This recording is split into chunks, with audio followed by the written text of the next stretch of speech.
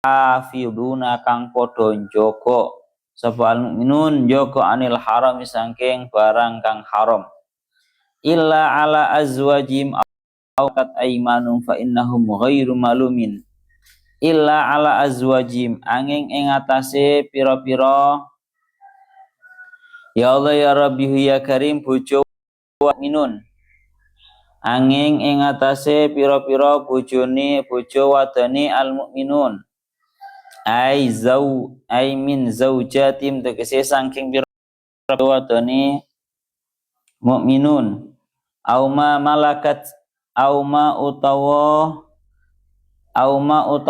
amat malakat kang miliki apa aimanuhum pira-pira tangan-tangane al mukminun ya Allah ya Rabbi ya Karim aisarari tegese pira-pira wadon amat kal istimna'i kaya dene ngetokake mani biyadihi kelonjat aisarari tegese pira-pira wadon amat fa innahum mongko saktenane iku ghairu malumina kang ora den panglah ora den paidu sapa mukminun fi ityanihinna ing dalem nekani ing ya Allah azwajihim au ma malakat aimanuhum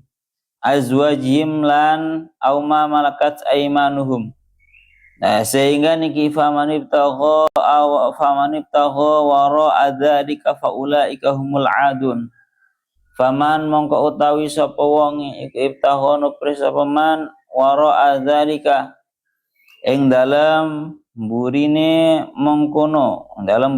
ta sakliyane wara adzalika ing burine ta ing sakliyane mengkono madzkur min azwajihim aw ma malakat aymanuhum minaz zaujati saking ingin jelasaken dalik saking pira-pira bojo wadon wasarori lan pira-pira wadon amat artinya mencari selainnya istri dan juga budak perempuan adalah kal istimna'i kaya dene ngetokake mani biadihi kelawan tangane man kelawan tangane zauj sami mawon ya Allah ya Rabbi ya Karim fi ityanihinna ing dalem nekani ing azwaj au ma malakat aimanuhum faulaika mongko utawi mengkono mani batagha wara adzalik humul aduna yaiku wong kang padha nglewati batas ayil mutajawizuna tegese wong kang padha nglewati batas ilama maring barang la yahillu kang ora halal apa ma lahum kedue ya Allah ya Rabbi ya Karim man lahum kedue man walladzina hum li amanatihim wa ahdihim ra'un surat al-mu'minun ayat 8 walladzina hum lan utawi al-mu'minun li amanatihim maring pira-pira barang kang den percayaake mukminun maring pira-pira barang kang den percayaake mukminun jam'an ya Allah ya Rabbi ya Karim hale rupa jamak lafat amanatihim niku nggih jam'an hale rupa wa mufradan dan hale rupa kalimat mufrad li amanatihim kalau jamak kalau mufrad li amanatihim Ya Allah ya Rabb Karim wa ahdihim lan janjine mukminun fima ing dalam barang bainahum kang tetep ing dalam antarane mukmin wa fima bainahum ngoten ah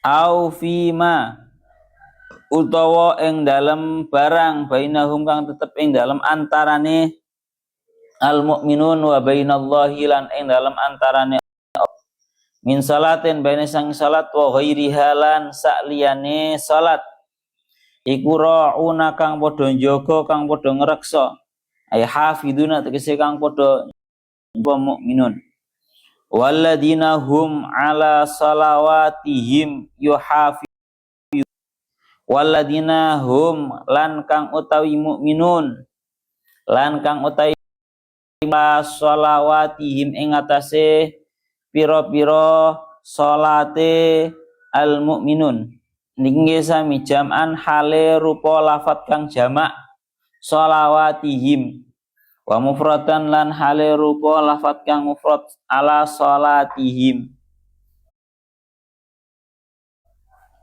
iku yuhafiduna padha njaga sapa mukminun ayyukimunaha tegese padha ngedekake sapa mukminun ing ya Allah ing salat utawa sholawat niku wau fi auqatiha ing dalam pira-pira wektune sholawat ulaika humul warisun ulaika utawi mengkono-mengkono kufiyun ulaika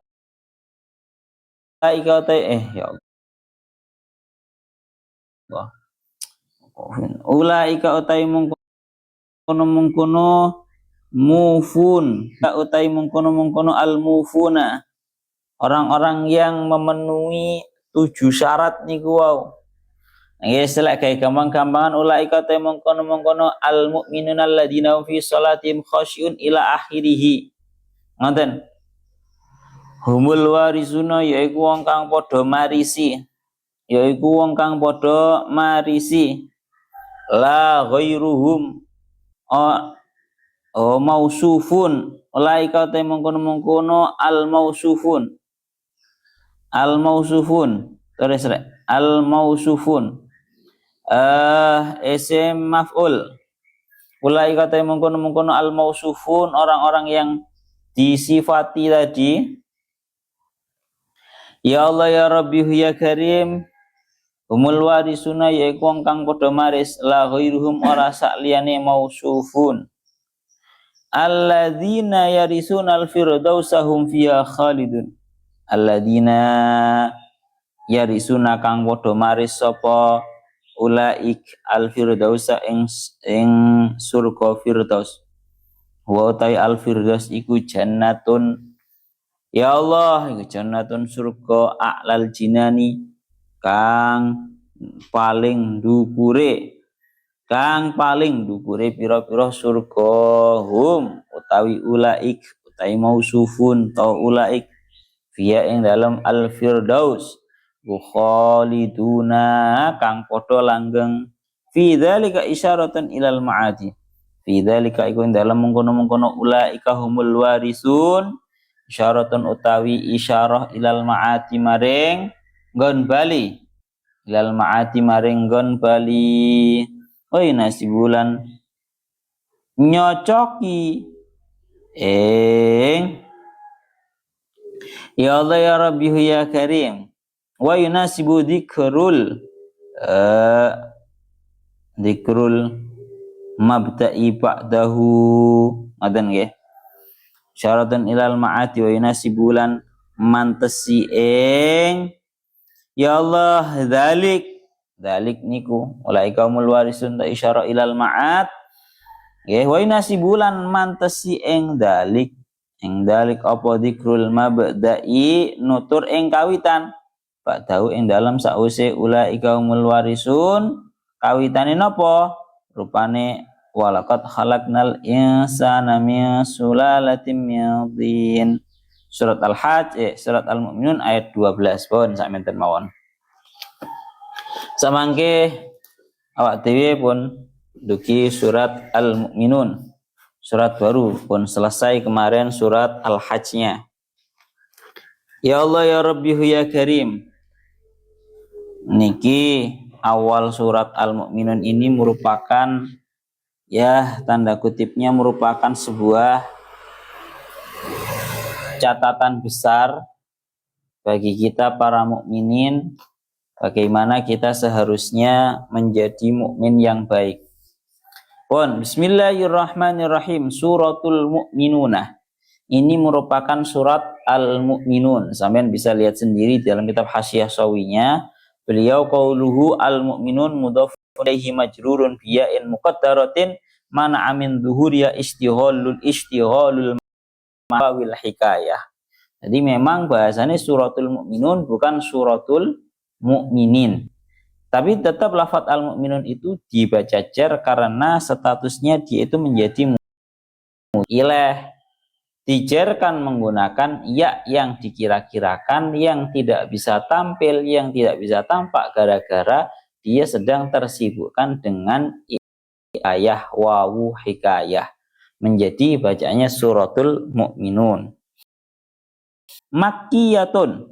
Surat Al-Mu'minun ini merupakan surat Makkiyah, artinya surat yang turun di Mekah. Ada yang mengatakan khabarun wa dhahiruhu anna jami'aha makkiyun. Secara dhahirnya seolah-olah memang semuanya itu merupakan surat Makkiyah. Tapi ada yang mengatakan wakila illa salasa ayatin wa ya qauluhu walau rahimnahum ila akhirih fa in ila akhirih fa innahunna madaniyat. Jadi ada yang mengatakan surat Al-Mu'minun ini surat Makkiyah kecuali 3 ayat berupa ayat walau rahimnahum sampai 3 ayat yang setelahnya. Bon, sekarang jumlah ayatnya. Wahia mi'atun wasamani autis asyarata ayatan.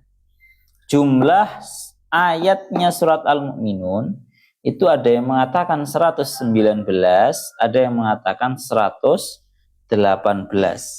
Yang menjadikan titik perbedaan itu pada ayat summa arsalna Musa akhahu Harun bi ayatina wa sultanin mubin.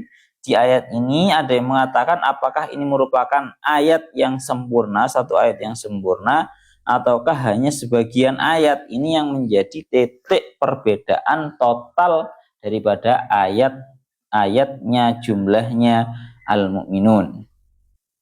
Bon. Bismillahirrahmanirrahim. Qad aflahal mu'minun. Qad aflahal mu'minun. Sungguh telah beruntung para mukminun. Sungguh telah beruntung para mukminun, orang-orang yang beriman.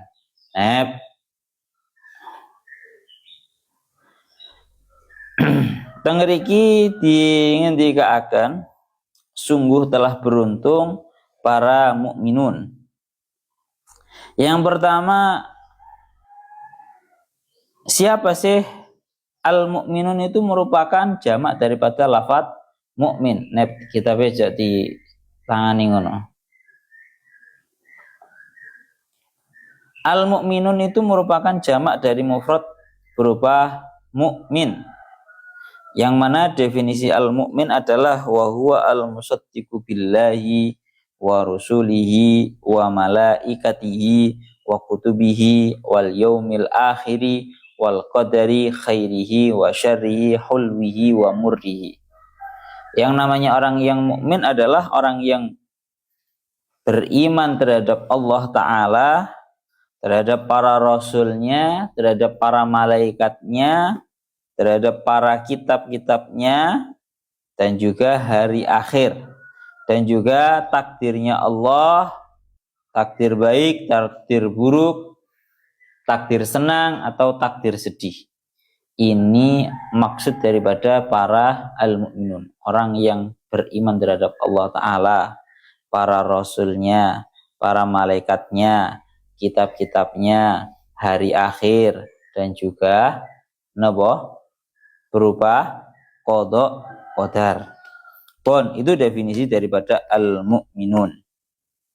Sekarang kita membahas qad aflaha aifaza, sungguh telah beruntung. Niki perlu dibahas daripada segi balaghahnya. Seperti yang didawuhkan oleh Syekh Imam Fakhruddin Ar-Razi, beliau itu dawuh, Imam Fakhruddin Ar-Razi beliau dawuh bahwa qad ini faedahnya adalah lit tahqiq. Lah mestinya kalau lit tahqiq itu berarti ini merupakan sebuah hal. Iki kan fi'il madhi. Fi'il madhi itu kan juga punya zaman madhi. Dan juga pakai qad. Berarti ini seolah-olah memang benar-benar sudah terjadi. Ya Allah ya Rabbi ya Karim. Tengriki dingendika akan qad naqidatun lima faqat tasbutu al mutawaqqi, ya, naqidatun lima fukida, ya, tasabbitu al waqi wa lima tangfihi. Tengriki dingendika akan wala syakka anal mu'minin kanu mutawaqqi'ina limisli hadhil bisyarah wa hiya al ikhbar bisabatil falah lahum fakhutibu bima dalla ala sabati ma tawaqqa'u. Jadi sebenarnya ngeten, aflaha itu kan maknanya kan sebuah keberuntungan. Lah para mukminun, orang-orang yang beriman berharap untuk mendapatkan yang namanya sebuah keberuntungan. Aifaza, sebuah keberuntungan. Lah, sehingga berharap itu kan merupakan sebuah hal yang sifatnya akan datang. Sekali lagi yang namanya berharap itu terhadap suatu hal yang masih akan datang.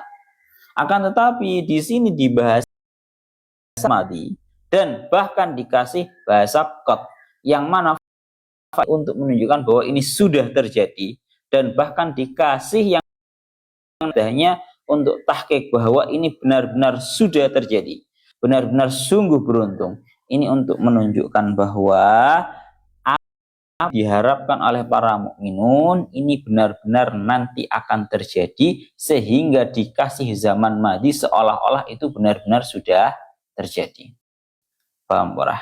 Lek biasane awak dhewe ngono katakan semisal ya, ketika kita mengharapkan sesuatu, mana notabene kalau kita itu mengharapkan tentunya itu kan untuk zaman yang akan, maka untuk kita itu semakin mantap, untuk kita itu semakin yakin bahwa tersebut benar-benar akan kita dapatkan, maka itu biasanya kita rubah dengan yang madhi, oleh-oleh, wis oleh-oleh.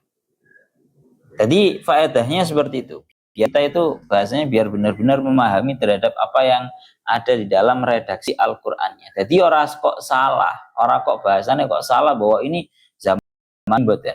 Tetap ini faedahnya adalah sebenarnya sebuah hal yang untuk mustaqbal, tapi tetap dibahasakan pakai bahasa madhi dan bahkan dikasih faedah yang faedahnya untuk tahqiq, ini untuk ikhbar, bisa ini untuk menghabarkan bahwa apa yang mereka para orang-orang yang beriman mendapatkan berupa sebuah keberuntungan itu benar-benar akan mereka dapatkan. Yes.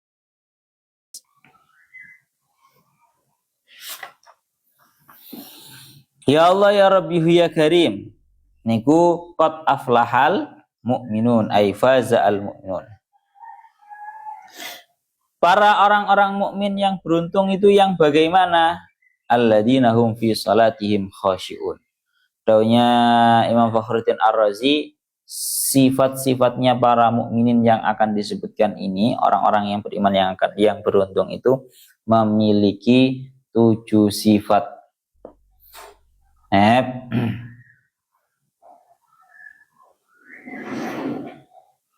Memiliki 7 sifat. Sifat yang pertama, alladzina hum fi salatihim khashi'in, yakni alladzina hum fi salatihim khashi'un, yakni mereka-mereka yang di dalam sholatnya itu merupakan orang-orang yang khusyuk, ay mutawadhi'una, ini mereka orang-orang yang khusyuk.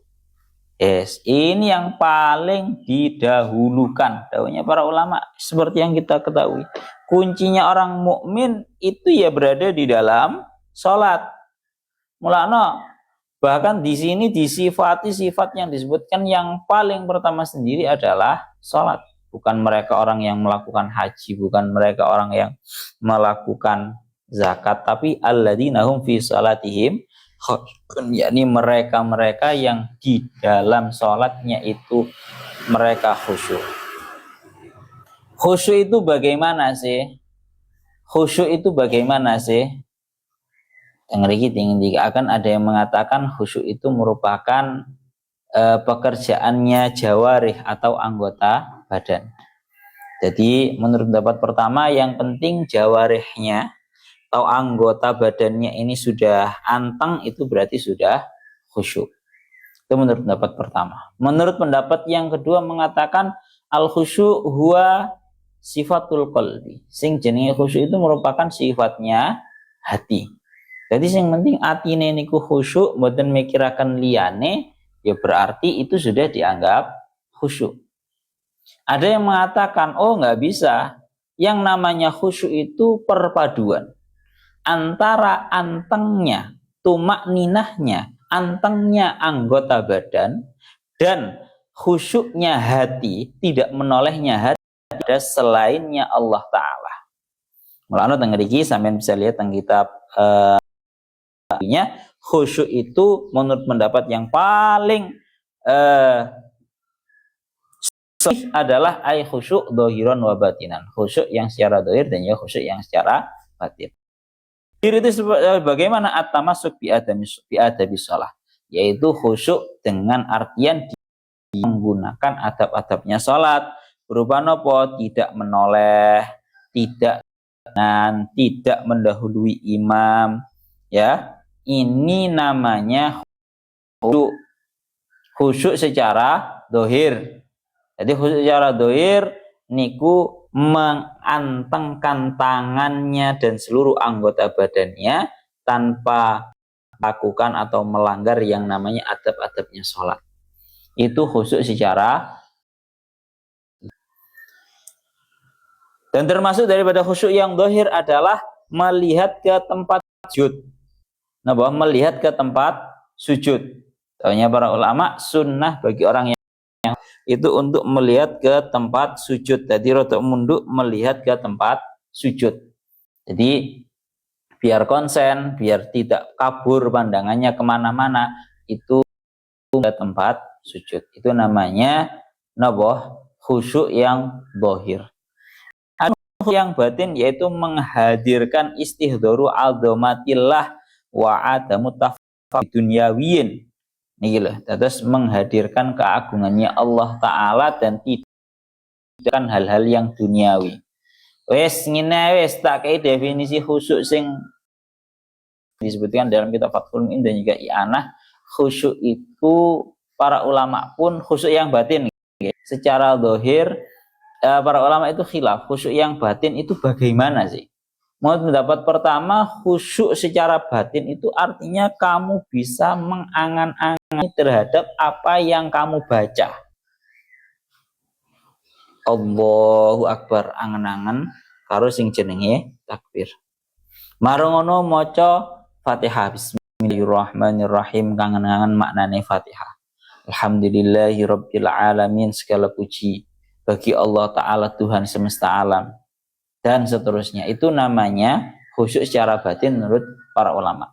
Jadi menurut pendapat yang pertama ini, khusyuk secara batin itu seseorang benar-benar berangan-angan terhadap apa yang dia baca. Ihdinas siratal mustaqim, ya Allah Gusti panjenengan duduaken dalan ingkang lurus, iyyaka na'budu wa iyyaka nasta'in. Ihdinas siratal mustaqim, iyyaka na'budu wa iyyaka nasta'in. Jenengan namung dumateng panjenengan kula nyembah lan dumateng panjenengan kula nyuwun pitulung.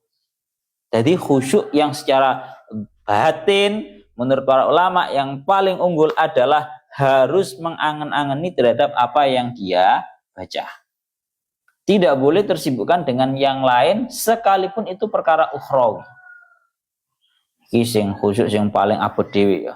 Jadi pokoknya kudu ngangen-ngangen apa sing dekne waca.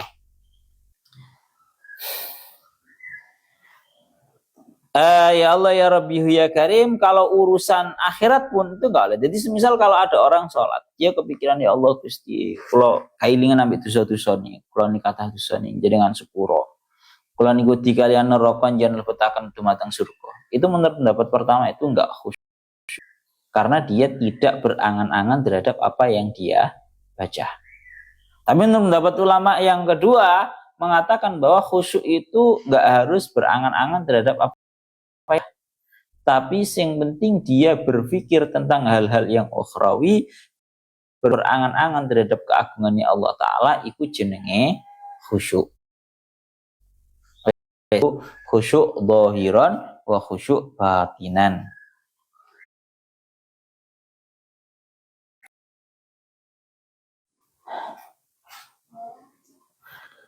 Lah, kalau kita mengacu kepada para pendapatnya para ulama, sakjane khusyuk nang jerone salat itu merupakan sebuah kewajiban ataukah merupakan sebuah syarat? Paham ora bedane? Apakah itu merupakan syarat ataukah itu merupakan sebuah kewajiban? Bedane kalau khusyuk itu merupakan syarat, berarti kalau nggak khusyuk itu nggak sah. Kalau merupakan sebuah kewajiban, berarti umpama gak ngelakoni khusyuk, wong iku salate sah, cuma nopo dia dianggap tidak melakukan kewajiban yang namanya khusyuk. Para ulama kalau dawuhnya sinten jenenge Al-Imam Al-Ghazali itu mengatakan bahwa yang namanya khusyuk itu syarat sah. Nah ini rotok wabut Pak. Imam Ghazali ku ya wali ya ulama sing alim tenanan. Nep.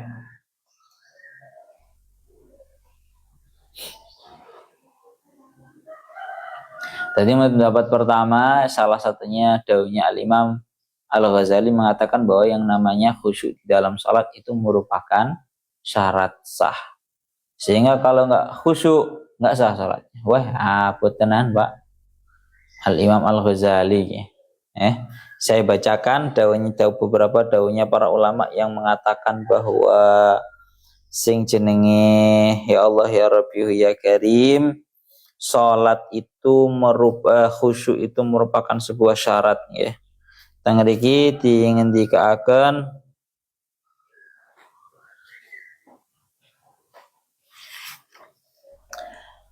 dawuhnya Al-Imam Fakhruddin Ar-Razi niki nggih. Banyak sekali. Amal fuqaha faqad dzakara al-faqih Abu Lais rahimahullah fi Tanbihil Ghafilin anna tamamal qiraah ay yaqra'a bi ghairi lahnin wa ay yaqra'a bit tafakkur. Niki. Banyak sekali para ulama yang mengatakan bahwa yang namanya khusyuk itu merupakan sebuah syarat. Salah satunya wa amal Ghazali rahimahullah fa innahu naqala an Abi Thalib al-Makki an Bishr al-Hafi annahu qala man lam yahsya fasadat salatuhu. Barang siapa yang tidak khusyuk berarti salatnya rusak. Wah ya apa tenan iki. Wa anil Hasan al-Basri rahimahullah. Wa anil Hasan rahimahullah kullu salatin la yahduru fihi al-qalbu fa ya ilal uqubati asra'. Dawuhnya Al-Imam Al-Hasan, beliau dawuh setiap salat yang di dalamnya tidak dihadirkan hati, maka itu lebih cepat untuk mendatangkan siksaan. Tambah apa tenanan, Pak. Wa an Mu'ad bin Jabal man arafa man ala yaminihi wa shimalihi muta'ammidan wa fi salat fala salata lahu. Dawuhnya beliau Mu'ad bin Jabal, barang siapa yang salat dalam keadaan dia masih tahu, dia masih kenal orang kanannya siapa, kirinya itu siapa, maka fala salata lahu, dia sama halnya tidak salat. Kan ngeri itu Pak ini. Panjen para ulama zaman biyen Masya Allah oleh ing dalem salat iku saking khusyuke.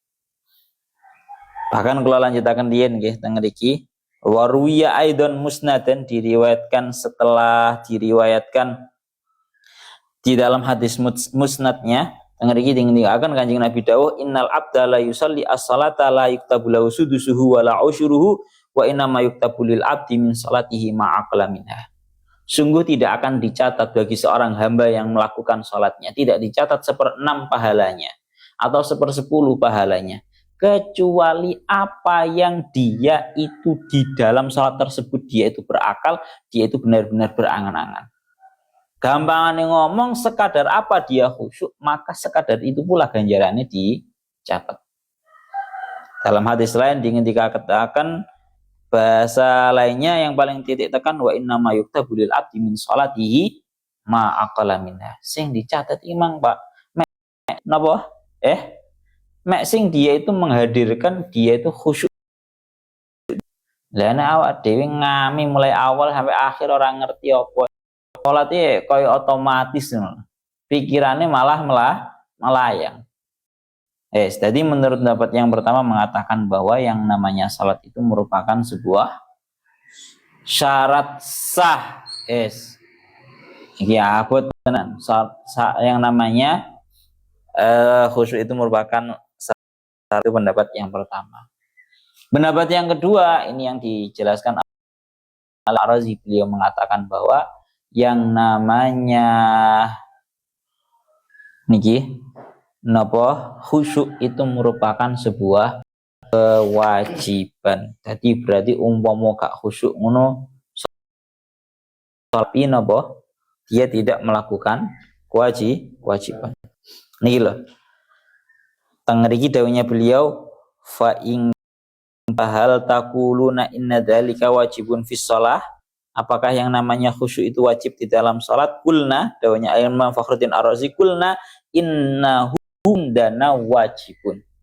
Sing jenenge khusyuk nang jerone merupakan sebuah kewajiban. Bukan syarat sah, tapi kewajiban. Dan mriki beliau mengutarakan beberapa dalil-dalil Al-Qur'an yang menunjukkan bahwa memang wajib. Yang pertama, dawuhnya Allah Ta'ala afala yatadabbarunal Qur'ana am ala qulubin aqfaluha. Apakah mereka itu tidak berangan-angan terhadap Al-Quran, ataukah mungkin di atas hati mereka itu terdapat tutup-tutupnya hati. Wattadabbur la yutasawwaru bidunil wuqufi alal makna. Kemudian dilanjutkan lagi di dalam ayat lain disebutkan wa aqimis sholata lidzikri. Garis bawahi. Wa aqimis sholata lidzikri. Wa akim lan ngedekno sapa sira as-sholata ing salat li dzikri krana arahe nutur utawa eling ing ingsun. Dan dirikanlah salat karena untuk mengingatku Allah. Berarti ini kan perintah salat, tidak lain tidak bukan agar seseorang itu napa untuk mengingat terhadap Allah Ta'ala. Jadi yang namanya sebuah salat itu didirikan untuk li dzikri, untuk mengingat terhadap Allah Ta'ala. Ini sekali lagi juga ingin saya sampaikan, aqimis sholata lidzikri ini beberapa orang liberal ini ada yang mentafsirkan secara ngawur. Kan bahasanya dirikanlah sholat karena untuk mengingatku. Sehingga dari ayat ini sebagian orang liberal mengatakan bahwa lo berarti sholat itu ora penting. Sing penting niku eling nang pangeran. Nah, ini ya bahaya. Ini jelas mereka tidak memahami arti secara utuh daripada ayat tersebut. Ayat tersebut itu bukan hanya menitik tekankan kepada lidzikri atau mengingat terhadap Allah Ta'ala saja, tapi kalimatnya aqimis sholata lidzikri. Perintahnya berarti loro. Aqimis sholat, dirikan sholat yang pertama. Yang nomor dua, lidzikri. Jadi cara bahasane wong-wong sholate wong Jawa iku sing penting mek pangeran kuwi salah. Nang perintahnya nang kene itu bukan cuma tapi aqimis sholata. Aqimis sholata tur lidzikri. Pun niku ngoten. Ini beberapa ayat-ayat Al-Qur'an yang menunjukkan bahwa Masya Allah yang namanya sholat itu wajib untuk kita itu lidzikri, untuk kita itu mengingat terhadap Allah Ta'ala.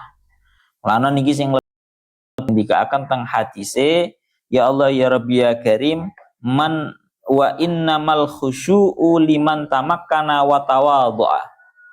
Khusyuk itu hanya mungkin bagi orang yang bisa tawadhu, bisa mendekati diri terhadap Allah Ta'ala. Mulana teng hadise lintune dingin dikaakan, man lam tanhahu salatuhu anil fahsya'i wal munkari lam yasdad minallahi illa bu'dan. Niki kula seket krungu hadise kok ya ngaweri. Man lam tanhahu salatuhu anil fahsya' wal munkar lam yasdad minallahi illa bu'dan. Barang siapa yang salatnya itu tidak menambahkannya dia jauh, tidak menambahkan, tidak membuat dia itu menjauhi perkara-perkara yang mungkar dan perkara-perkara yang buruk, maka tidaklah salat tersebut menambahi kepada dia kecuali dia hanya tambah jauh daripada Allah Ta'ala. Nah, niki ngeri tenan Pak hadis Pak.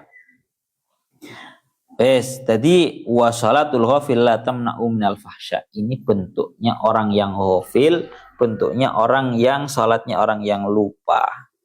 Insyaallah, ya Allah ya Rabbi ya Karim. Pun nggih. Tadi teng mriki ngoten. Jadi kalau pendapatnya para ulama secara garis globalnya semua sepakat bahwa yang namanya khusyuk itu merupakan sebuah kewajiban. Kalau apakah itu termasuk syarat atau tidak, para ulama khilaf. Mulana beliau itu sampai mengumpamakan itu seperti ini loh.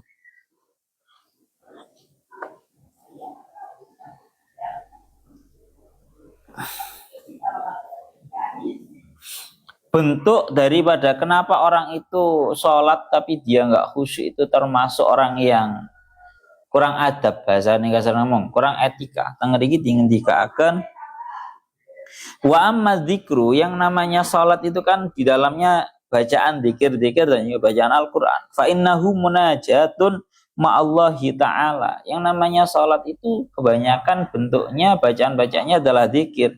Dzikir itu adalah munajat terhadap Allah Ta'ala. Fa imma ayyakun al maqsudu minhu kaunuhu munajatan awil maksud mujarradul huruf wal aswat. Ngoten lho. Sing jenenge wong ku maca dzikir, maca Quran nang jirine salat itu kira-kira tujuane munajat apa cuma gur maca ngono tok. Maka jelas bahwa ini artinya adalah munajat. Ini adalah munajat, awake iki sedang berbisik-bisik, awake sedang matur dumateng Gusti Allah. La wa dzalika la yatahaqqaqu illa idza kana al lisanu mu'abbaran amma fil qalbi min at-tadarruat. Yang namanya munajat, kita berbisik-bisik, kita matur dumateng Gusti Allah, itu tidak bisa terrealisasi, terbentuk secara baik, la yatahaqqaq, tidak bisa terrealisasi secara baik kecuali lisan itu menjadi juru bicara daripada apa yang ada di dalam hati berupa tadarruat atau kematur-kematur. Maka melana nang reading dia akan fa'ayyu su'alin fi qaulihi ihdinas siratal mustaqim wa kanal qalbu ghafilan anhu. Maka bagaimana bisa mungkin kalau ada orang itu mengucapkan lisannya mengucapkan ihdinas siratal mustaqim, yang artinya ya Allah tunjukkanlah aku jalan yang lurus, tapi hatinya lalai. Itu dianggap sebuah munajat yang bagaimana? Dianggap munajat yang bagaimana? Bal akul, bahkan walau jarat hadil kalimat ala lisani wa hadirun fi bayadin nahar illa anal mutakallim ghafilan liqauli mustahrikal hambi fikrin al afkar walam yakun lahu qasdu tawjil khitab alaihi inda nutqihi lam yasir baron fi yaminihi. Nang riki intine adalah mulana teng riki dingin dikaaken. Wis intine apapun ucapan, apapun munajat, apapun yang kita ucapkan tatkala sholat, kalau kita itu tidak ada rasa, tidak ada peresapan di dalam hati, itu nggak bisa dikatakan munajat. Ngoten loh. Pun mulane secara garis globalnya yang namanya khusyuk itu merupakan sebuah kewajiban. Bahkan ada yang mengatakan sampai itu tarafnya adalah merupakan syarat. Sakniki tak gambarno, tak kei gambaran betapa khusyuknya para ulama zaman di dalam sholatnya, seperti yang dingendikaken sampean lihat sendiri di dalam kitab An-Nawadir karyanya Syekh Al-Qulyubi. Di situ disebutkan ada salah satu orang yang pada waktu itu dengan salah seorang wali hadir di majelisnya wali. Marang ngono gak seneng apa to wali kuwi muridnya wakeh. Kiai kuwi cara bahasane iki. Syekh itu merupakan orang yang paling yo apa ecek-ecekan. Bahasane beliau ngoten. Terus setelah itu beliau tidak mau menuntut seorang syekh, seorang wali ini tadi. Saya carikan ya, ini loh sebentar. Dalam kitab Nawadirnya ini, dia ben ngerti betapa sekaligus tutorial bahasanya ngoten nggih. Sekaligus tutorial awak dhewe iki carane khusyuk dan ngerti piye carane para ulama zaman dahulu itu sekhusyuk apa ya.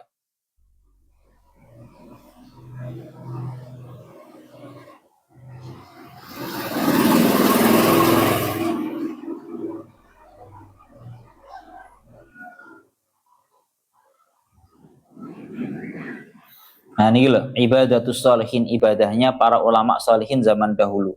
Hikayah yang Rabi'ah. Diceritakan bahwa dulu seorang yang bernama Isom bin Yusuf. Isom bin Yusuf ini mendatangi majelisnya Hatim al-Asom. Hatim al-Asom terkenal sebagai seorang wali besar. Maka kemudian yang namanya Isom bin Yusuf ini ingin mencela terhadap Hatim bin Asom.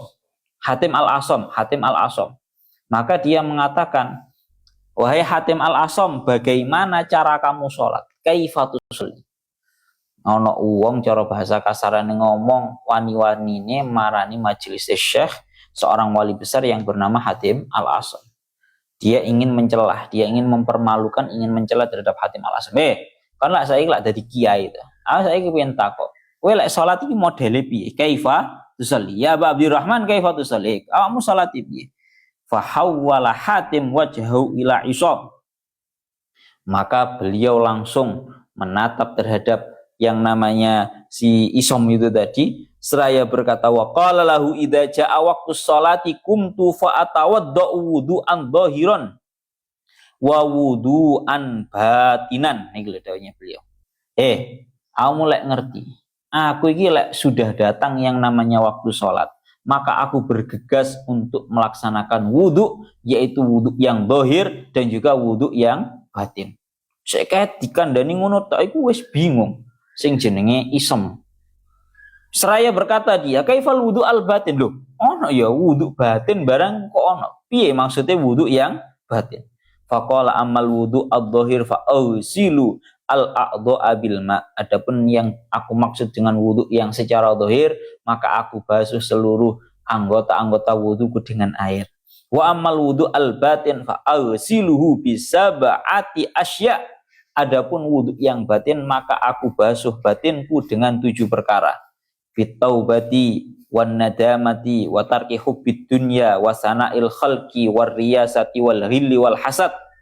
Aku itu kalau mau sholat, setelah melakukan wudhu yang dohir, aku melakukan wudhu yang batin, yaitu dengan cara aku basuh batinku dengan 7 perkara. Berupa pertama, at-taubah, aku melakukan yang namanya taubah. Kedua, an-nadamah, penyesalan atas semua perkara-perkara buruk, dosa-dosa. Yang nomor 3, wa tarki hubbid dunya, aku meninggalkan untuk benci, aku meninggalkan untuk cinta dunia. Yang nomor 4, wasana il khalqi, aku tinggalkan itu yang namanya pujian-pujian para makhluk. Yang nomor wariyasati, dan juga yang namanya menjadi pemimpin, nomor 5. Wal ghilli, dan juga saya tinggalkan pengunek-unek, aku gak bakalan menyimpan rasa dendam. Wal hasadi, dan juga aku tinggalkan yang namanya hasad. Bayang nih Pak, mari wudhu secara dohir, wudhu secara batin kayak ini gitu. Taubat nadamah tarki hubbid dunya wa sana'il khalqi nggih maranganten wal riyasati wal ghilli wal hasadi. Summa adhabu ilal masjid, kemudian aku berangkat ke masjid.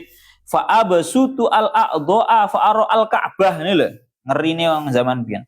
Kemudian aku masuk ke masjid, kemudian aku beberkan sajadahku. Setelah aku beber sajadahku, fa ara al Ka'bah. Aku bisa melihat Ka'bah dari tempatku berdiri di masjid tersebut. Fa aku mubaina hajati wa hadari. Aku berdiri di antara seolah-olah aku itu butuh kepada Allah dan di antara aku itu takut terhadap Allah. Wallahu nadiri, Allah Ta'ala adalah zat yang melihatku. Wal jannatu an yamini, surga ada di kananku. Wan naru an shimali, neraka ada di kiriku. Wa malakul mauti khalfa dhahri, malaikat maut itu berada di belakangku. Wa ka'anni wadi'un qadami alas sirati. Dan seolah-olah aku itu sedang meletakkan kakiku di atas siratal mustaqim.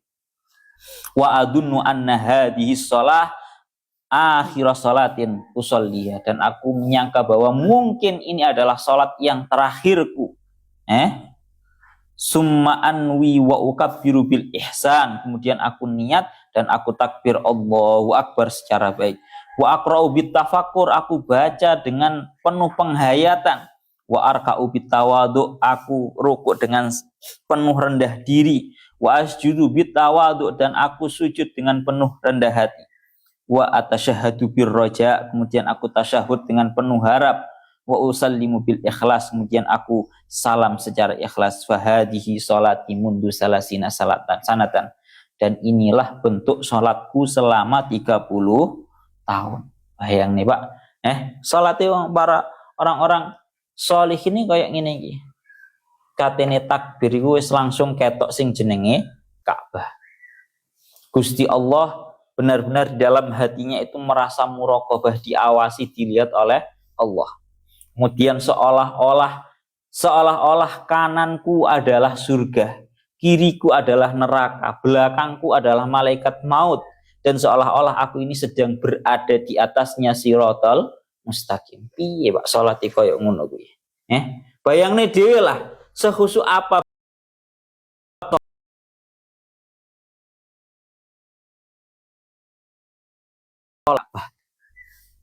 marono ngeroso Gusti Allah niku benar-benar melihat terhadap beliau. Kanan iku surga, kiri iku neraka, mburi iku malaikat maut. Kemudian seolah-olah berdiri di atasnya siratal mustaqim. Beliau menyangka mungkin ini merupakan sholat yang terakhir. Gak sanggup Pak. Malah sampai beliau sampai yang orang yang ingin mencela terhadap Hatim Al-Asam itu berkata, hada syai'un la yakdiru alaihi ghairuk wa baka bukaan syadidan. Ini merupakan sebuah tata cara sholat yang tidak ada yang mampu kecuali panjenengan. Paham ya? Kayak ini gitu Pak. Sholate para sholihin, para al-awliya, sholatnya khusyuk tenanan. Bayang nih dewi sholatnya model koyo ngono iku. Pun Masya Allah, kalau saking kepingin menyampaikan bentuk khusyuknya para aulia sholihin pada zaman dahulu itu kayak ngene iki lho Pak. Sampai kayak ngene iki. Ya Allah ya Rabb ya Karim. Pun ya, amu wis paham ya. Bentuke salate wong-wong koyo ngene. Ya bayangne dhewe lek awak dhewe iku cara bahasa kasarane ngomong satu wae. Awak dhewe salat seolah-olah berada di atasnya siratal mustaqim nggih piye, Pak? Ora iso mbayangne awak dhewe. Pun niku bentuk salatnya para al ulama al auliya sholihin iku koyo bahkan beliau mengatakan mundu salasina sanatan. Aku ngelakoni sholat model koyo ngene iki selama 30 tahun yang lalu. Masya Allah. Contohnya para ulama seperti yang didawahkan Sayyid Abu Yazid Muhammad bin Ali Al-Maliki, beliau dawuh kuncinya salat khusyuk itu berada di dalam wudu. Lek awak dhewe nang jero wudu iku isok berusaha berusaha khusyuk, engko salate insyaallah yo khusyuk. Karena sing jenenge wudu iku miftahus shalah. Si jenenge wudu itu merupakan kuncinya salat. Sehingga kalau kita berada di dalam wudu itu suci, khusyuk, dalam salat pun nanti juga khusyuk. Yes. Ini Bapak. Ya Allah ya Rabbi ya Karim. Awak dhewe khusyuk gak usah abot kayak dene iku mang Syekh Hatim Al-Asam ngono kuwi. Ade belajar khusyuk gampang. Takbir Allahu Akbar karo menghayati apa yang kita baca, apa yang maknanya kita baca wis mari. Lek gak iso menghayati apa yang kita baca, wis khusyuk menghadirkan bahwa kita itu berada di dalam depannya Allah Ta'ala, dalam pengawasan penglihatannya Allah Ta'ala. Eling dosa-dosane awak dhewe njaluk sepuro penuh harap wis mari ngono ae. Lek kelase salat Hatim Al-Asam ini ya abot tenanan. Pun lanjut. Walladzina hum 'anil lahwi mu'ridun. Ini sifat yang nomor 2 nggih. Walladzina hum 'anil lahwi mu'ridun. Dan para mukminin yang beruntung adalah orang-orang yang mereka itu dari perkara-perkara yang lelahan, perkara-perkara yang tidak berfaedah, itu mereka berpaling. Baik perkara yang tidak berfaedah itu berupa omongan ataupun selainnya omongan. Pun. Jadi ini walladzina hum 'anil lahwi mu'ridun, dan mereka dan para mukminin yang beruntung adalah mereka yang berpaling daripada hal-hal yang lelahanan atau perkara-perkara yang tidak berfaedah. Al-lahwi itu apa sih? Al-murad bihi kullu ma la ya'udu ala syahsi minhu fa'idatun fid din awid dunya. Yang namanya lahwi adalah sebuah perkara yang sama sekali tidak ada nilai positif yang kembali kepada seseorang tersebut, baik kepositifan duniawi atau kepositifan secara agama. Jadi ana wong kok ngedabrus ora enek faedah secara agama, secara akhirat ataupun secara duniawi, itu namanya lahwi. Jadi kalau kamu masih omong-omongan bahas ilmu, itu tidak termasuk lahwi. Kamu omong-omongan bahas masalah akhirat, itu tidak lahwi. Ngaji tidak lahwi. Kemudian juga kamu omong-omongan urusan bisnis, infoloker cara bahasanya. Ya gilangnya, infoloker itu tidak termasuk lahwi. Karena masih ada nilai positif manfaat yang kembali secara duniawinya. Kalau sudah tidak ada ini, tidak manfaat dunia, tidak manfaat akhirat, tidak manfaat secara agama, itu namanya sebuah omongan atau tindakan yang dianggap lahwi atau tidak berfaedah. Lah orang mukmin itu berpaling daripada al-lahwi, sawa'un kana fi'lan au makruhan au mubahan.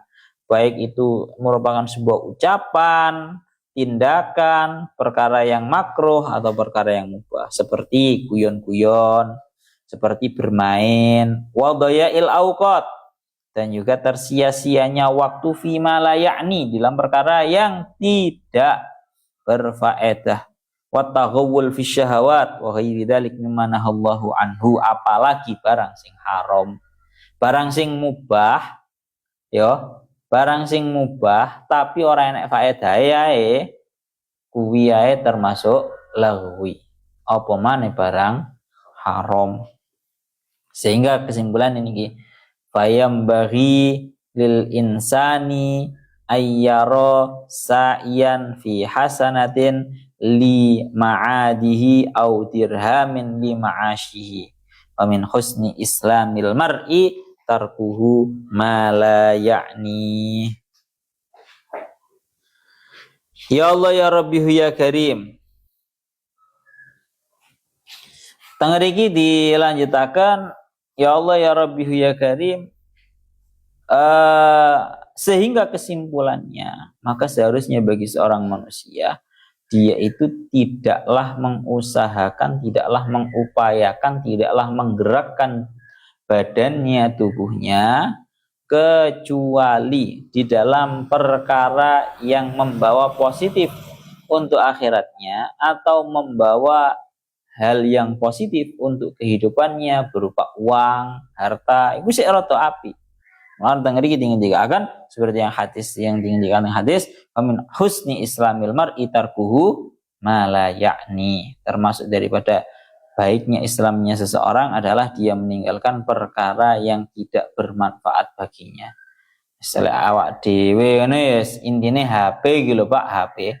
Scroll awak dhewe tanpa adanya tujuan, tanpa adanya manfaat, itu termasuk anil lahwi, termasuk daripada lelahanan.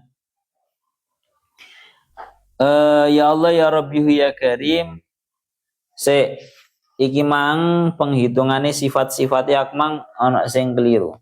Jadi daunnya saya Fakhruddin Ar-Razi, as-sifat al-ula itu al-mu'minun. Jadi al-mu'minun itu satu, alladzina fi salatim khashin ini dua, walladzina anil lahwi mu'ridun itu tiga. Ya. Itu tiga. Mulakno ngaten nggih, niki bolak-balik ngeten. Hubungan ayat ini yang membahas tentang bahwa para mukminin itu berpaling daripada sebuah hal-hal yang sifatnya itu lahwi atau lelahanan, itu ngeten dawuhnya. Hubungan dengan ayat yang sebelumnya bahwa orang-orang mukmin itu dalam salatnya itu khusyuk. Ngerti dawuhnya beliau wa'lam annahu subhanahu wa ta'ala lamma wasafahum bil khusyu'i fi salati atba'ahu alwasu bil i'rad anil lahwi. Allah Ta'ala dalam ayat yang kedua tadi kan mensifati bahwa para mukmin itu orang-orang yang khusyuk. Maka di ayat yang ketiga ini para mukmin itu disifati bahwa mereka itu orang yang berpaling daripada lahwi atau barang-barang yang tidak bermanfaat. Tujuannya napa? Liyajma'alahum al-fi'la wa tarka asyaqaini 'alal anfus alladziina huma qaidata bina'it taqlid wa a'lam. Krana wong sing khusyuk iku wong sing di luar salatnya itu tidak kakean lelahanan. Gampang ngomong ngono lho, Pak. Wong lek nang njobone salat iku kekakean lelahanan, hampir bisa dipastikan dia salatnya kurang bisa khusyuk, kakean pikiran. Begitu juga sebaliknya, orang yang salatnya khusyuk, insya Allah dia itu orang yang akan berpaling. Orang patek seneng kakean gedabrus kakean gak tahu seneng. Pancen salate khusyuk. Pun walladzina hum lizakati fa'ilun, surat Al-Mu'minun ayat 4 ilahuna wallahu a'lam.